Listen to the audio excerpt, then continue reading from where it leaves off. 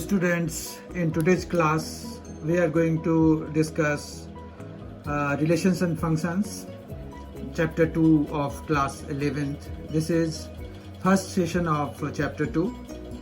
ये chapter 2 से related पहला सेशन है और इसमें हम relations and functions का introduction शुरू करेंगे और फिर हम देखेंगे कि एक्चुअली रिलेशंस एंड फंक्शंस क्यों ज़रूरी है.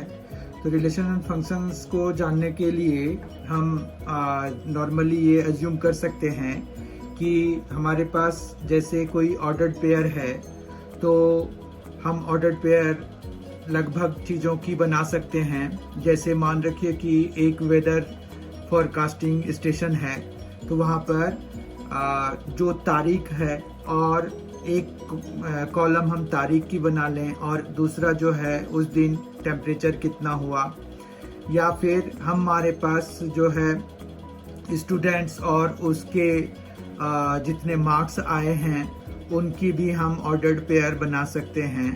तो वो क्या हुआ कि वो एक जो ऑर्डर्ड पेयर है वो एक रिलेशन है क्योंकि उसके दोनों ही एलिमेंट्स जो हैं वो रिलेटेड हैं. जैसे अभी मैंने बताया कि अगर हम ऐसा ले लें कि स्टूडेंट ले लें और इधर क्या ले लें, मार्क्स ले लें, तो यहाँ पर मार्क्स ऑब्टेन्ड अगर ले लेते हैं तो ये क्या बन रहा है, एक ऑर्डर्ड पेयर बन रहा है और ये एक रिलेशन को डिफाइन कर रहा है. तो हमारे पास मैथमेटिकली भी रिलेशन इसी तरह से डिफाइन होता है.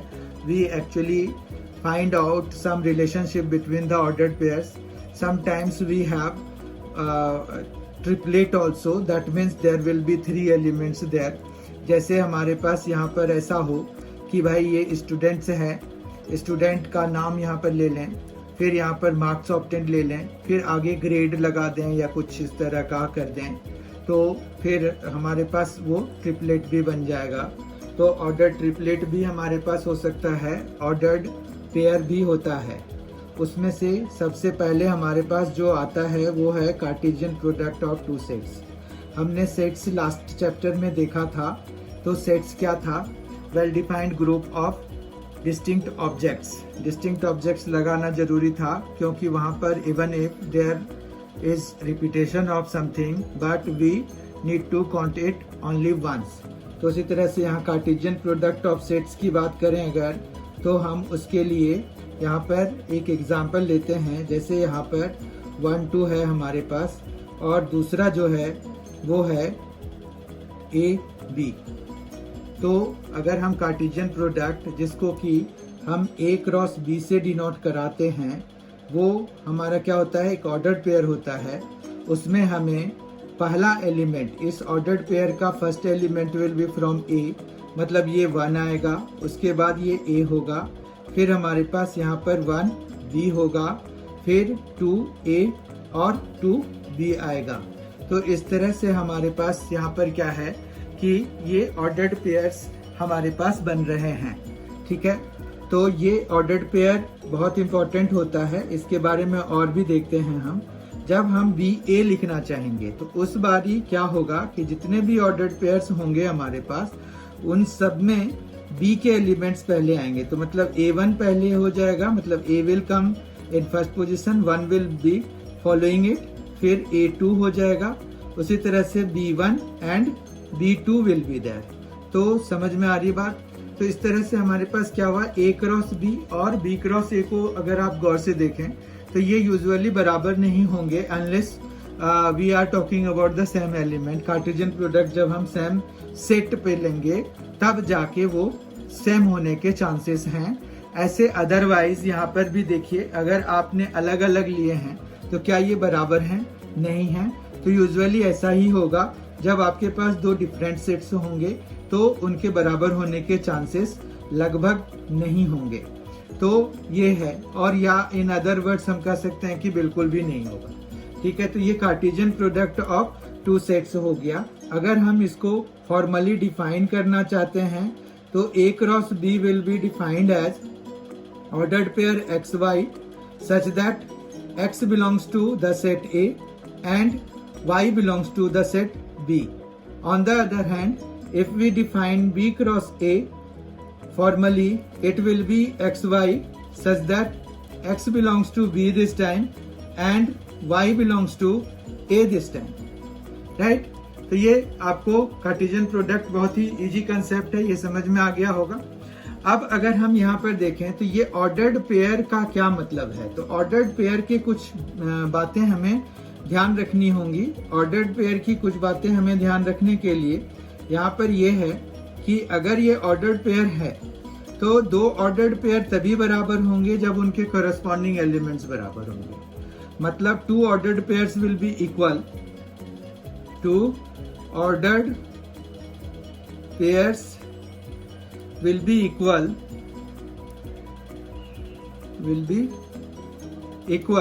if their corresponding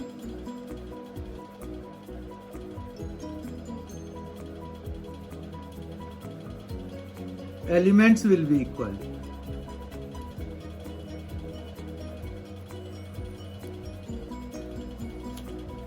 Corresponding elements will be equal. ठीक है, इसका मतलब क्या हुआ?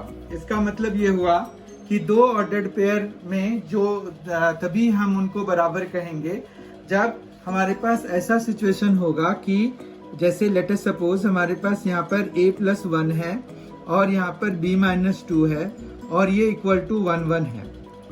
तो यहाँ से हम फिर a और b की वैल्यू निकाल सकते हैं। वो a+1 हम 1 से इक्वेट कराएंगे जबकि b-2 हम 1 से इक्वेट कराएंगे। इस तरह से a जो है हमारा 0 हो जाएगा जबकि b हमारा 3 हो जाएगा। तो जब a हमारा 0 और b जब हमारा 3 होगा तो ये ऑर्डर्ड पेयर जो है इक्वल हो जाएंगे। तो ऑर्डर्ड पेयर में क्या हो गया कि कॉरस्पॉन्डिंग एलिमेंट्स जो है इक्वल होंगे, तभी हमारे पास ऑर्डर्ड पेयर बराबर होंगे। ठीक है, अब हमारे पास दूसरा रिमार्क इनके बारे में ये है कि अगर आप नंबर ऑफ एलिमेंट्स देखिए तो यहाँ पर क्या है कि पहली बात तो ये है कि कार्टेशियन प्रोडक्ट आप जब टू सेट्स का निकालते हैं तो उसमें से दोनों सेट्स नॉन एम्प्टी सेट्स होने चाहिए। अगर कोई एक सेट एम्प्टी है तो क्या होगा? अगर उनमें से कोई भी सेट एम्प्टी है तो कार्टेशियन प्रोडक्ट क्या निकलेगा? नहीं निकलेगा, यानी कि वो भी एक एम्प्टी सेट हो जाएगा। अब ऑन द अदर हैंड अगर हम ये माने कि ए जो है और बी है तो उन दोनों में से कोई एक जो है वो इन्फिनाइट सेट है। मतलब if any one set among A and B is infinite set, then Cartesian product मतलब A cross B will be infinite,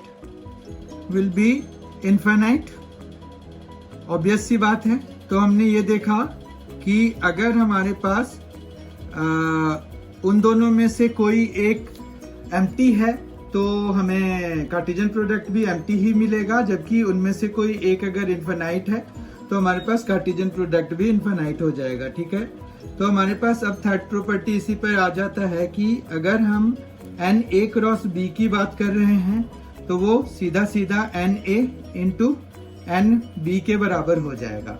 मतलब number of elements in A cross B, Cartesian product of sets A and B will be equal to number of elements in set A into number of elements in set B। ठीक है, तो इस तरह से हम ये formula use करके number of elements in Cartesian product of two sets without getting the Cartesian product of them हम निकाल सकते हैं। तो इस तरह से हमने आज अभी कार्टेशियन प्रोडक्ट क्या होता है वो डिस्कस कर लिया। उससे पहले हमने देखा था कि रिलेशंस की जरूरत क्यों पड़ती है और इस तरह के कार्टेशियन प्रोडक्ट की जरूरत क्यों पड़ती है। और फिर हमारे पास ऑर्डर्ड ट्रिपलेट भी होता है, ordered pair and ordered triplet भी हमने देख लिया। ऑर्डर्ड पेयर भी होता है एंड ऑर्डर्ड ट्रिपलेट के बारे में भी हमने देख लिया। ठीक है, तो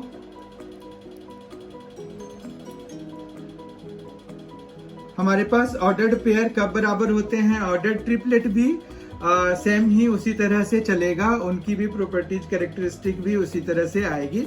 और हमारे पास जो है अब आगे हम देखते हैं, कुछ प्रॉब्लम्स सॉल्व करते हैं, कुछ एग्जांपल्स देखते हैं, जिससे कि हमारा ये कंसेप्ट क्लियर हो जाएगा।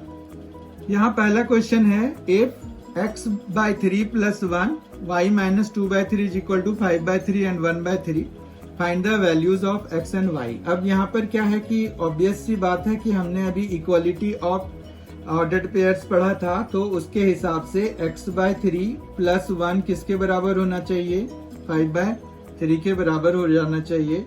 तो यहाँ से x/3 = क्या हो जाएगा, 5/3 - 1 हो जाएगा, जो कि 5 - 3/3 यानी कि 2/3 हो जाएगा, और इस तरह से x की वैल्यू 2 आ जाएगी। ठीक है, फिर अगर हम देखें दूसरा वाला उठाएं, y - 2/3 जो है किसके बराबर होना चाहिए, y - 2/3 जो है 1/3 के बराबर होना चाहिए।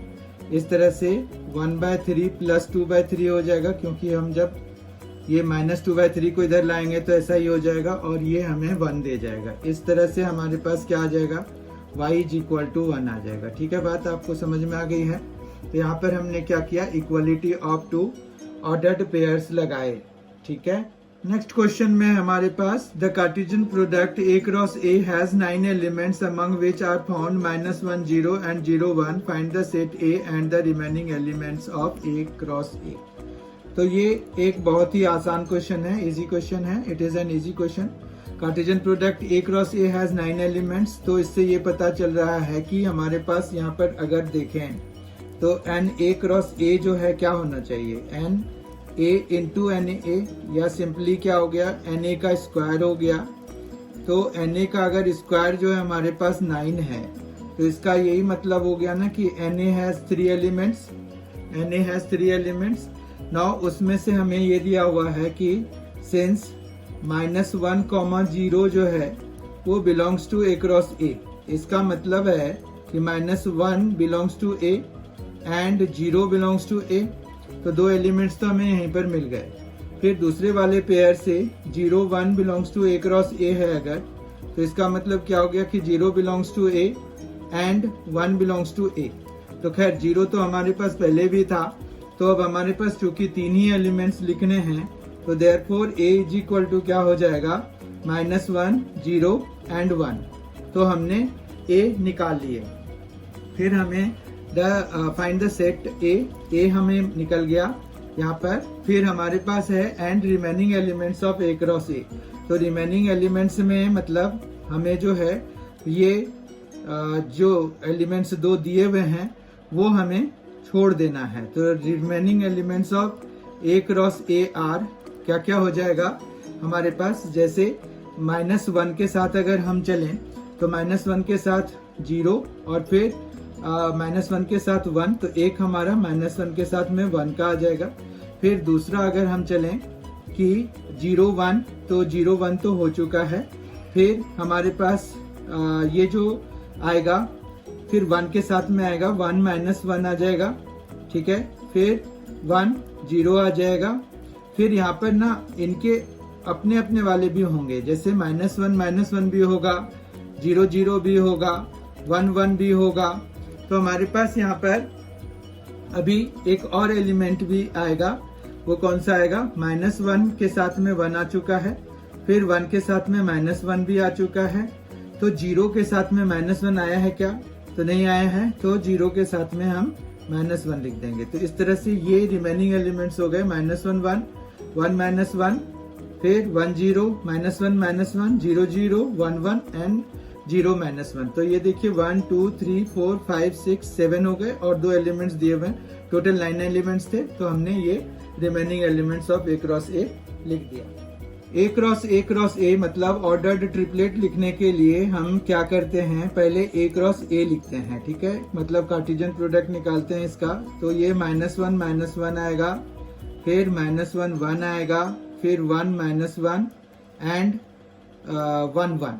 ठीक है, तो इस तरह से ये 4 एलिमेंट्स हो गए। अब हम A × A के लिए एक ये वाला उठा करके इसके साथ लगा देते हैं, तो हमारे पास क्या आ जाएगा, -1 -1 -1 आ जाएगा। फिर यही -1 -1 तो ये रहने देते हैं, इसको जब इसके साथ लगाएंगे तो हमारे पास थर्ड एलिमेंट 1 आ जाएगा। इसी तरह से हम बाकियों के लिए भी करेंगे।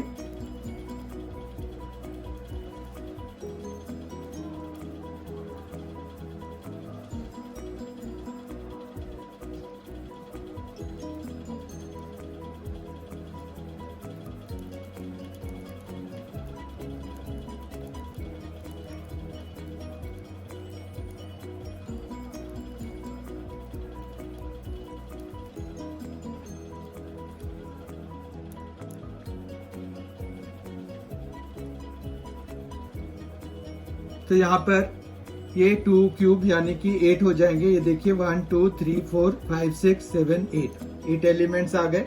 तो हमने ऑर्डर ट्रिपलेट्स बना लिए। In the next question, let us find A cross B intersection C. First of all, we will get B intersection C here. B intersection C is the common element between B and C. 3, 4, 4, 5, 6. So 4 is the element which is common in between them. Now A cross B intersection C will be equal to ordered pair 1 4 2 4 3 4. That's it. It is very simple one. And by this question we came to an end of this session. And in the next session we will see the concept of domain, codomain, range. We will define relation first, then we will see its domain, codomain and range. So please be there. These are very important topics, and from the examination point of view they worth too much. So please, I request kindly, please be there.